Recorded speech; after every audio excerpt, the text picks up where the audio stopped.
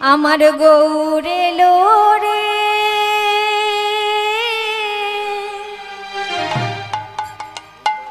সোনার নদিয়া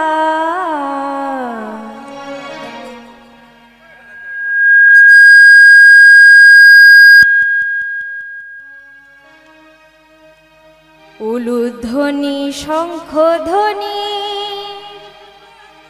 শব্দ শোনা যায় আমার গৌর এলো রে তের গৌর এলো রে সোনার নদিয়ায় উলুধ্বনি হরিধ্বনির শব্দ শোনা যায় মোদের গৌর এলো রে গৌর এলো রে সোনার নদিয়ায় উলুধ্বনি হরিধ্বনির শব্দ শোনা যায় আমার গৌর এলো রে মোদের গৌর এলো রে সোনার নদিয়ায় উলুধ্বনি হরিধ্বনি শব্দ শোনা যায় মোদের গৌর এলো রে নাম তরণী বাইতে বাইতে গৌর এলো রে নাম তরণীর বাইতে বাইতে গৌর এলো রে দাঁড়ে দাঁড়ে নাম বিলাইতে গৌর এলো রে দাঁড়ে দাঁড়ে নাম বিলাইতে গৌর এলো রে নাম তরণী বাইতে বাইতে গৌর এলো রে আবার দাঁড়ে দাঁড়ে নাম বিলাইতে গৌর এলো রে মোদের গৌর এলো রে সোনার নদিয়ায় উলুধ্বনি হরিধ্বনি শব্দ শোনা যায় মোদের গৌর এলো রে মোদের গৌর এলো রে সোনার নদিয়ায় উলুধ্বনি হরিধ্বনি শব্দ শোনা যায় মোদের গৌর এলো রে পাপি তাপি তরাইতে গৌর এলো রে পাপি তাপি তরাইতে গৌর এলো রে কলির জীবে উদ্ধারিতে গৌর এলো রে কলির জীবে উদ্ধারিতে গৌর এলো রে পাপি তাপি তরাইতে গৌর এলো রে কলির জীবে উদ্ধারিতে গৌর এলো রে গৌর এলো রে সোনার নদিয়ায় হরিধ্বনি হরিধ্বনি শব্দ শোনা যায় মোদের গৌর এলো রে মোদের গৌর এলো রে সোনার নদিয়ায় উলুধ্বনি হরিধ্বনি শব্দ শোনা যায় মোদের গৌর এলো রে মোদের গৌর এলো রে সোনার নদিয়ায় উলুধ্বনি হরিধ্বনি শব্দ শোনা যায় মোদের গৌর এলো রে মোদের গৌর এলো রে মোদের গৌর নিতাই গৌর আনন্দে হরি হরি বল, হরি বল, হরি বল।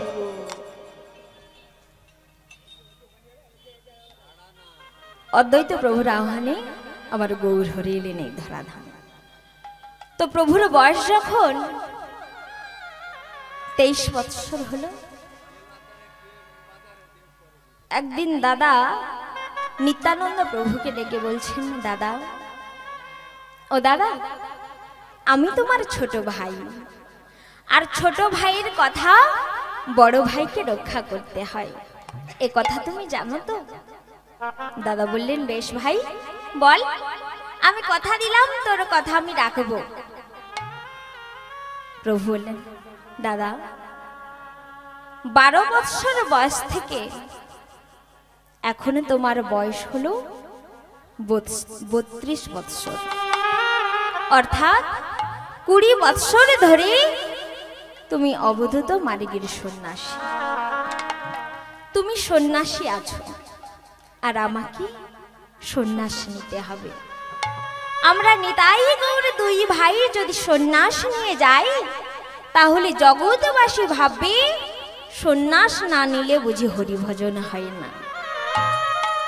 তাই দাদা, তুমি এই সংসারে থেকে বিবাহ করো, সংসার করো, আর সংসারে থেকে সংসারী জনকে বোঝাও যে সংসারে থেকেও হরিভজন করা যায়, তুমি সেই পথ দেখাও। এই বলে নিত্যানন্দ প্রভুর হাতে সংসারীগণের দায়িত্ব দিয়ে মাত্র 24 বৎসর বয়সে সন্ন্যাস গ্রহণ করে মায়ের আদেশে চলেছেন প্রভু নীলাচলে। প্রভু চলেছেন আর প্রভুর সঙ্গে চলেছেন অগণিত ভক্তগণ প্রভু পথে চলেছেন আর বদনে গাইছেন, পথ চলিতে আর বলিতে, পথ চলিতে আর বলিতে, পথ চলিতে আর বলিতে, পথ চলিতে আর বলিতে, মুখে গাও হো কৃষ্ণ নাম, হরি নাম, মধুর নাম, মুখে গাও কৃষ্ণ নাম, মধুর নাম, হরি নাম, মুখে গাও হো কৃষ্ণ নাম, হরি নাম, মধুর নাম, মুখে গাও কৃষ্ণ নাম, মধুর নাম, হরি নাম, পথ চলিতে আর বলিতে, পথ চলিতে আর বলিতে, দৃঢ় বিশ্বাসে প্রতি নিঃশ্বাসে ডাকো বিপদে, ডাকো সম্পদে, দৃঢ় বিশ্বাসে প্রভু নিঃশ্বাসে, প্রভু বিপদে, প্রভু সম্পদে, দৃঢ় বিশ্বাসে প্রতি নিঃশ্বাসে ডাকো বিপদে, প্রভু সম্পদে, দৃঢ় বিশ্বাসে প্রতি নিঃশ্বাসে ডাকো বিপদে, ডাকো সম্পদে, মুখে গাও হো কৃষ্ণ নাম, হরি নাম, মধু নাম, মুখে গাও কৃষ্ণ নাম, হরি নাম, মধুর নাম, পথ চলিতে আর বলিতে, নিতাই গৌর পথ প্রেমানন্দে হরি বল। চলিতে আর বলিতে, পথ চলিতে আর বলিতে। প্রভু এইভাবে নাম বিলাতে বিলাতে চলেছেন, এইভাবে চলেছেন। হঠাৎ অন্তর্যামী ভগবান আমার অন্তরে জানতে পারলেন, কিছুটা দূরে দাঁড়িয়ে এক কৈশোরে বয়সী বালক নয়ন জলে বুক ভাসাচ্ছে। তাই অন্যান্য ভক্তদের সরিয়ে সেই ভক্তের কাছে গিয়ে বলছেন, কে তুমি? নাম কি তোমার? কোথা থেকে এসেছো? প্রভু, প্রভু আমার নাম গোবিন্দ ঘোষ, আমার বড় ভাই বাসুদেব ঘোষ আর আমার ছোট ভাই মাধব ঘোষ। আমি এসেছি সেই অগ্রদ্বীপ থেকে। অগ্রদ্বীপ থেকে এসেছো? তা এখানে কার কাছে এসেছো তুমি? কেন দয়াময়, তোমার কাছে এসেছি আমি। আমার কাছে? আমার কাছে কেন এসেছো তুমি? ও প্রভু, আমি যে তোমার সঙ্গী হতে চাই, নাও প্রভু, আমায় তোমার সঙ্গী করে নাও। কি আমার সঙ্গী হবে তুমি? শোনো গোবিন্দ, যারা আমার সঙ্গী হয় তাদের জীবনে যে অনেক দুঃখ, অনেক কষ্ট আসে, কেউ তা সয়ে নিতে পারে আর কেউ তা পারে না। এটা সত্য কথা বাবা। যারা এই ভগবানকে ভালোবেসেছেন তাদের জীবনে অনেক দুঃখ, অনেক কষ্ট এসেছে। কিন্তু বাবা, যারা প্রকৃত ভক্ত হয় তারা কিন্তু ভগবানের কাছ থেকে কখনো সুখ চায় না, দুঃখ চায়। কেন? তার একটি সুন্দর ব্যাখ্যা দিয়েছিলেন মাতা কুন্তী। কুরুক্ষেত্র জয়লাভ করে যখন ধর্মরাজ যুধিষ্ঠির হস্তিনাপুরের সিংহাসনে অধিষ্ঠিত হলেন, তখন আমার কৃষ্ণচন্দ্র কি করলেন? একে একে সবার কাছ থেকে বিদায় চেয়ে নিচ্ছেন। তিনি আবার দ্বারকা নগরীতে ফিরে যাবেন। মাতা কুন্তির কাছে গিয়ে বলছেন, পিসিমা, আমি তো এবার দ্বারকায় ফিরে যাচ্ছি, তুমি কি আমার কাছে কিছু চাও? বলো পিসিমা, তুমি আমার কাছ থেকে কি চাও? আমি যাওয়ার আগে তোমাকে তাই দিয়ে যাব। কুন্তি বললেন, কৃষ্ণ, তুমি সত্যি সত্যি আমায় কিছু দিয়ে যেতে চাও? দাও, তবে আমাদের সেই দুঃখ কষ্টের জীবন আবার ফিরিয়ে দিয়ে যাও। অবাক হয়ে বললেন, পিসিমা, তুমি তো সারাটা জন্ম ধরে কেবল দুঃখ কষ্ট পেয়ে পেয়ে এসেছো, আর আজ আজ যেই না তোমাদের জীবনে একটু সুখের একটু আনন্দের উদয় হয়েছে, তুমি আবার সেই দুঃখ কষ্টের জীবনে ফিরে চাইছো? কেন পিসিমা, কেন? কুন্তি বললেন, কৃষ্ণ, এতদিন আমরা দুঃখে কষ্টে ছিলাম না ঠিকই, দুঃখে কষ্টে ছিলাম বলেই তো সর্বদাই ভগবানকে ডেকেছি, আর তাই তুমি সর্বদাই আমাদের সহায় ছিলে, আমাদের পাশে ছিলে, আমাদের সাথে ছিলে। আর আজ যেই না আমাদের জীবনে একটু সুখের আনন্দের উদয় হয়েছে, অমনি তুমি আমাদের ছেড়ে চলে যাচ্ছ। চাই না কৃষ্ণ, চাই না, এই সুখের জীবনে চাই না। মানুষ কখন ভগবানকে ডাকতে ভুলে যায় জানো? মানুষ যখন সুখে থাকে, আনন্দে থাকে। তাই এই সুখ আনন্দের জীবন আমার চাই না, যে জীবনে গেলে আমরা তোমায় ভুলে যাব। দাও কৃষ্ণ, আমাদের সেই দুঃখ কষ্টের জীবনে ফিরিয়ে দিয়ে যাও, যেন সর্বদাই তোমায় স্মরণে রাখতে পারি, তোমাদের আমার সাথে পাই, পাশে পাই। এই হলো প্রকৃত ভক্ত মা। তা গোবিন্দ ঘোষকে বললেন, তা তুমি যে আমার সঙ্গী হতে চাইছো, দুঃখ কষ্ট এলে সইতে পারবে তো? কি যে বলো না দয়াময়, আমি তো আমার সবই কিছু ছেড়েই তোমার কাছে এসেছি। আমি শুধু তোমার সঙ্গী হতে চাই, আমায় তোমার সঙ্গী নাও প্রভু। হঠাৎ মহাপ্রভুর মনে পড়ে গেল এই গোবিন্দ ঘোষের পূর্বজন্মের কথা। এই গোবিন্দ ঘোষ পূর্বজন্মে অর্থাৎ দাপর যুগে ছিলেন বৃন্দাবনের এক গোপী। তো সেই বৃন্দাবনের দাপরের গোপী এই কলিযুগে গোবিন্দ ঘোষ হয়ে এলেন কেন, তা জানতে হলে কিন্তু আগে আমাদের সেই বৃন্দাবনে যেতে হবে। তা মায়েরা সকলে যাবেন তো বৃন্দাবনে? তো বৃন্দাবনে যেতে হলে কি বলতে হয় বদনে?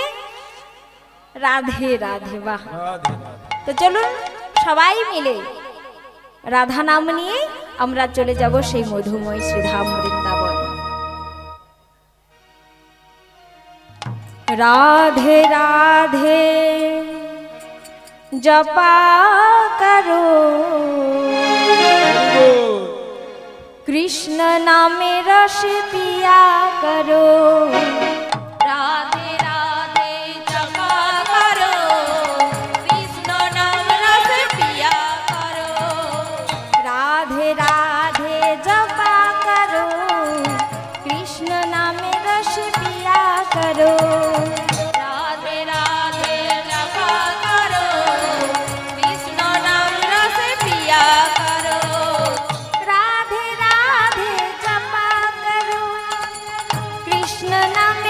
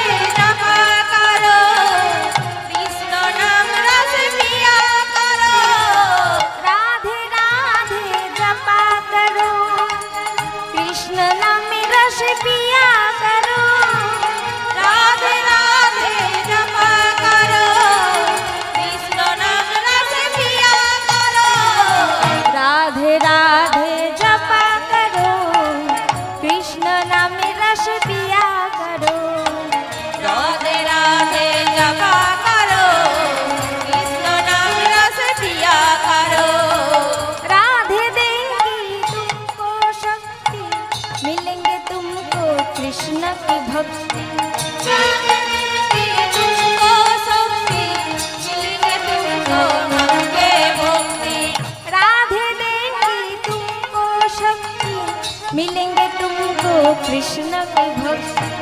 राधे देवी तुमको शक्ति मिलेंगे तुमको प्रेम की भक्ति। राधे कृपा दृष्टि बरसाया करो, राधे राधे जपा करो, राधे राधे जपा करो, कृष्ण नाम रस पिया करो, राधे राधे जपा करो, कृष्ण नाम रस पिया करो। राधे राधे राधे राधे राधे राधे सबाई बोलो राधे राधे, जोर से बोलो राधे राधे, फिर से बोलो राधे राधे, फिर से बोलो राधे राधे। वृंदावन में राधे राधे, कमल वन में राधे राधे, केसी घाट में राधे राधे, बंशी बाट में राधे राधे, कुंज वन में राधे राधे, नीलू वन में राधे राधे, राधा कुंड में राधे राधे, श्याम कुंड में राधे राधे, बरसाना में राधे राधे, बरसाना में राधे राधे। राधे राधे जपा करो, कृष्ण नाम रस पिया करो, राधे राधे जपा करो, कृष्ण नाम रस पिया करो, राधे राधे जपा करो, कृष्ण नाम रस पिया करो, राधे राधे जपा करो, कृष्ण नाम रस पिया करो, राधे राधे जपा करो।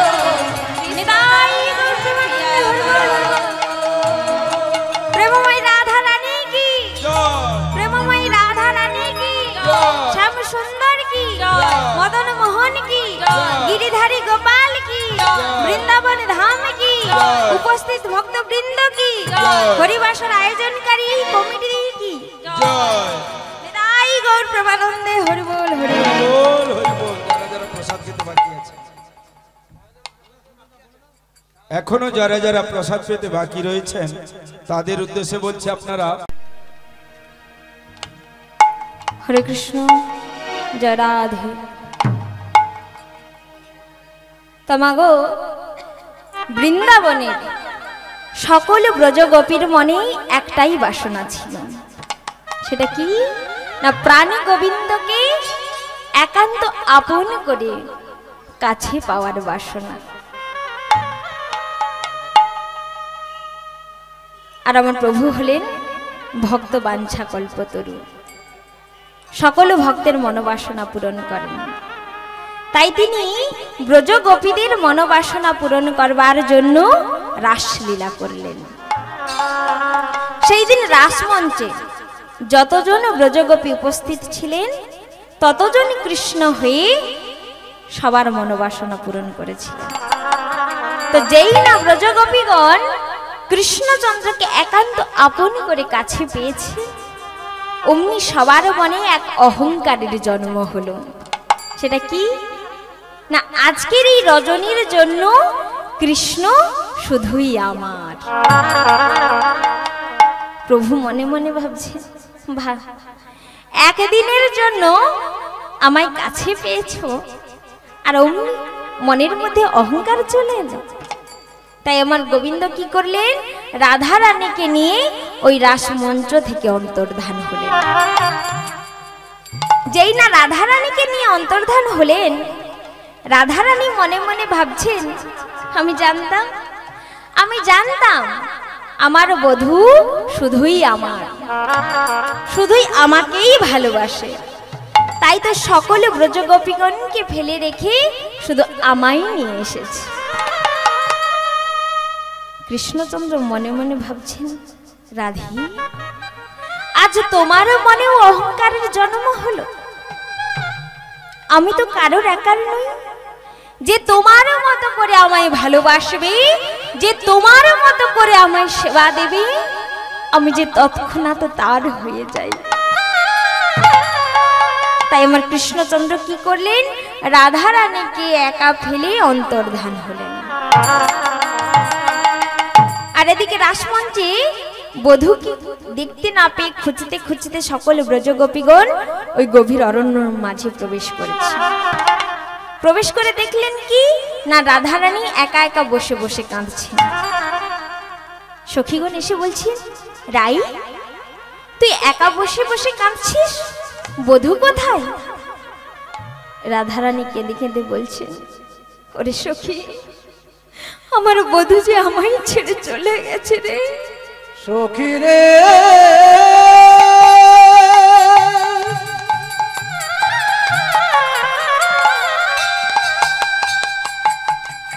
ওরে সখী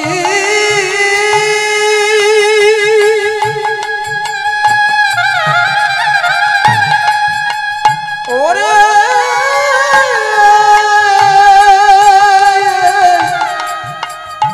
সখী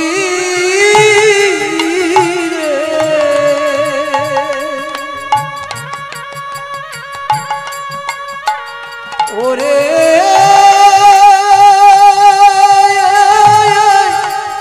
সখী সখী রে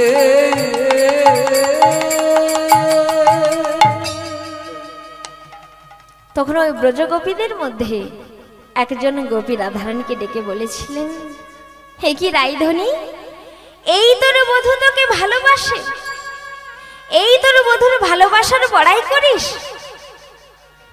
বধূ যদি তোকে এতই ভালোবাসতেন তাহলে এই অরণ্য মাঝি এমন গভীর রজনীতে তোকে একা ফেলে যেতে পারতেন? আচ্ছা রাইধনী, তোর বধূ যদি আর কোনোদিনও তোর কাছে ফিরে না আসেন তখন তোর কি হবে রে? তখন রাধারানী বলেছিলেন, শোন সখী, আজ আমার বধূকে হারিয়ে আমার যে কি দুঃখ, আমার যে কি কষ্ট, কি যন্ত্রণা, সে তো তুই বুঝবি না রে। তবে শোন, আজ যেই প্রশ্ন তুই আমায় করলি আমি তোকে অভিশাপ দিলাম। এই প্রশ্নের উত্তর একদিন তুই নিজেই পাবি, যেদিন আমার মতো করে তাকে কাছে পেয়েও আমার মতো করেই তাকে হারাবে। তাই মহাপ্রভুর যেই না গোবিন্দ ঘোষের পূর্বজন্মের কথা মনে পড়েছে, বললেন, বেশ গোবিন্দ, আমি তোমায় আমার সঙ্গী করলাম, আজ থেকে তুমি আমার সঙ্গী হলে। তো অল্প কিছুদিনের মধ্যেই এই গোবিন্দ ঘোষ মহাপ্রভুর অত্যন্ত প্রিয় হয়ে উঠল। একদিন গোবিন্দকে ডেকে বলছেন, আচ্ছা গোবিন্দ, বলো তো, এই যে আমরা সন্ন্যাসের পথ অবলম্বন করছি, এই সন্ন্যাস শব্দের অর্থ কি? প্রভু, আমি কি করে জানব? আমি তো অল্প বয়সের বালক, শিশুমতি, আমি কেমন করে জানবো? বেশ গোবিন্দ, শোনো তাহলে, সর্বধর্মান পরিত্যাজ্য মামেকং শরণং ব্রজ। সর্বধর্ম অর্থাৎ দেহ ধর্ম, গৃহ ধর্ম, সংসার ধর্ম সবই কিছু ত্যাগ করে আপন মন থেকে সকল প্রকার অহংকার মোহ মায়া শূন্য হয়ে, অহংকার শূন্য হয়ে ষড়রিপু দূর করার নাম হলো সন্ন্যাস। চলো গোবিন্দ, জগৎবাসীকে বোঝাতে হবে এ জগতে কেউ কারোর আপন নয়। আমরা এসেছি একা আর যাব একা। যদি সাথে করে কিছু নিয়ে যেতে পারি, সেটা কি মা? শুধুই কর্মফল। তাই সময় থাকতে সবাই যেন সঠিক কর্ম করে, ধর্ম কর্ম করে এবং হরিনাম করে। তোমা এই যে হরিনাম করব, আগে জানতে হবে এই হরি শব্দের অর্থ কি। হরি শব্দের অর্থ হলো হরণ করা, অর্থাৎ যিনি জীবের মধ্যে থাকা সকল প্রকার দুঃখ দুর্দশা জরা ব্যাধি পাপতাপ হরণ করতে পারেন, তিনি হলেন হরি। তাই হরিনাম করলে সকল পাপতাপ দূরীভূত হয়ে যায়। তো বাবা, একদিন এক ছোট্ট বালক তার পিতার হাতটি ধরে পথে হেঁটে চলেছেন। আর এমন সময় বেশ কয়েকজন মিলে একটি শবদেহ বলহরি হরি বল বলতে বলতে শ্মশানের পথে নিয়ে যাচ্ছে। তো ছেলেটি তার বাবাকে বলছে, বাবা ও বাবা, ওরা সকলে কোথায় যাচ্ছে? পিতা বলছে, ওরা সবাই শ্মশানে নিয়ে যাচ্ছে ওই সব দেহটাকে দাহ করবার জন্য। বাবা, ওরা সবাই হরি বল বলছে কেন? পিতা বলছে, হরিনাম করলে পাপটা ভরণ হয়ে যায়, দূরীভূত হয়ে যায়, তাই সকলে হরিনাম করছে। ছেলে বলছে, বাবা তাহলে যাকে নিয়ে যাচ্ছে সে কেন হরিনাম করছে না?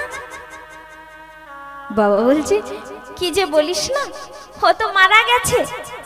যে মারা যায় সে কি কখনো হরিনাম করতে পারে? সঙ্গে সঙ্গে ছেলে বলছে, বাবা তুমিও কি মারা গেছো? এই প্রশ্নটি শুনে পিতা চমকে উঠলেন। ছেলেটি আবার বলছে, বলো না পিতা, তুমিও কি মারা গেছো? আমি তো কোনোদিনও তোমায় হরিনাম করতে শুনিনি, তাহলে তুমিও কি মারা গেছো? সঙ্গে সঙ্গে পিতা কি করেছেন, ছেলেকে জড়িয়ে ধরে বলছেন, ওরে এতদিন আমি মৃত ছিলাম, কিন্তু আজ তুই আমার সেই মৃত দেহে প্রাণের সঞ্চার করেছিস, আমার চৈতন্য ফিরিয়ে দিয়ে। তাই গৌর প্রেমানন্দে হরি বল, হরি বল।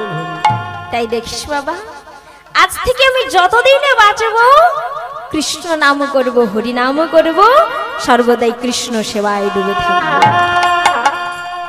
তাই চলুন মায়েরা, সঙ্গে করে আসার সময় যদি কিছু নিয়ে এসেছি তা হলো পূর্বজন্মের কর্মের ফল, যা এ জন্মে ভোগ করতে এসেছি। আবার যখন ফিরে যাব যদি কিছু নিয়ে যেতে পারি তাও ওই কর্মফল।